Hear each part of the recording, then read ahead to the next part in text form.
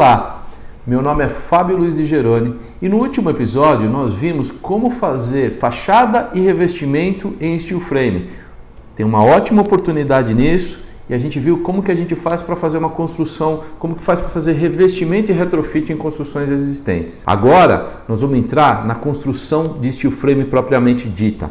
Nós vamos ver etapa por etapa de cada construção, produto por produto que é aplicado em cada etapa dessa construção. E hoje nós vamos falar sobre fundação. Nós vamos ver que a construção em steel frame ela é econômica desde a sua base. A gente precisa planejar direito, mas ela é econômica desde a sua base.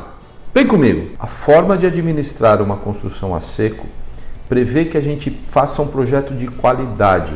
É mais importante a gente gastar mais tempo no projeto do que na construção. O projeto precisa ser muito bem feito. Nós trabalhamos em milímetros e não em centímetros. É uma mudança conceitual.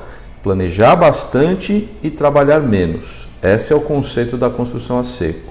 Quando a gente vai fazer, e vamos falar aqui de fundação, é impreterível que a gente tenha um bom projeto de fundação. Esse projeto precisa prever as instalações elétricas e hidráulicas que devem e que precisam ser instaladas na fundação. O segundo ponto da construção a seco é que ela é econômica desde sua base, desde sua fundação. Por quê? Porque a gente economiza, a gente tem uma carga distribuída e uma carga menor, portanto, os esforços na fundação são menores.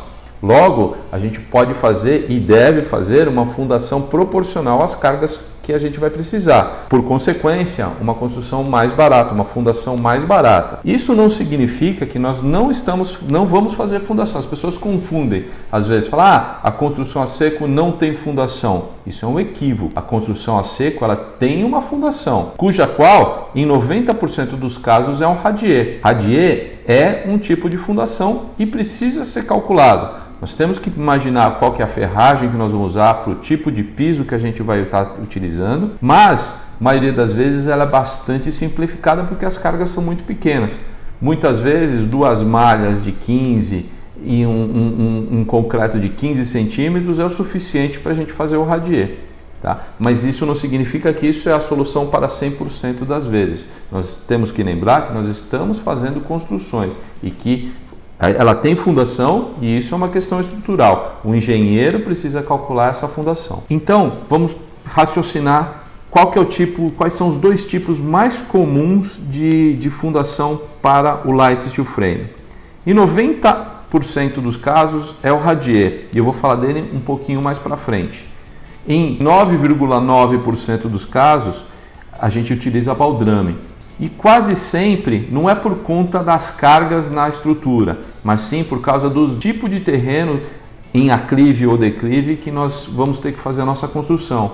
Então nós vamos utilizar o baldrame muito mais para corrigir a deficiência e a irregularidade do terreno. Nessas condições, a gente utiliza o baldrame para que a gente possa ter pilares ou um conjunto de pilares, ou algumas vezes quando a gente vai fazer isso utilizando pilotis. Aliás, o que são pilotis? Pilotis é um sistema construtivo em que a edificação é sustentada através de uma grelha de pilares ou colunas em seu pavimento térreo. A palavra pilotis tem uma origem francesa e pode se referir tanto ao pilar em si como ao sistema como um todo. Mas quando a gente fala de pilotis, nós estamos falando quase sempre daquela construção que tomou muita força em Brasília, em que o pavimento térreo é composto de pilares ou pilotis que ficam aparente e compõem a parte térrea da construção. Às vezes nós queremos, transferindo isso para nosso caso, do terreno irregular em que a gente está, por exemplo, fazendo uma casa no terreno irregular, a gente pode utilizar o pavimento térreo ou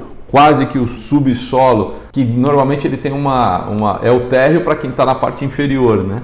Utilizar um sistema de pilotis embaixo para a gente resolver o problema do declive e depois fazer a construção regular a partir do primeiro pavimento. Portanto, o baldrame se aplica a essas soluções quase sempre do terreno irregular. Mas a grande e a maior aplicação se dá com o radier. Alguns cuidados a gente precisa para fazer um radier bem executado, que a gente tome o cuidado de não errar, para que a gente não tenha um retrabalho como o caso dessa foto que eu estou apresentando.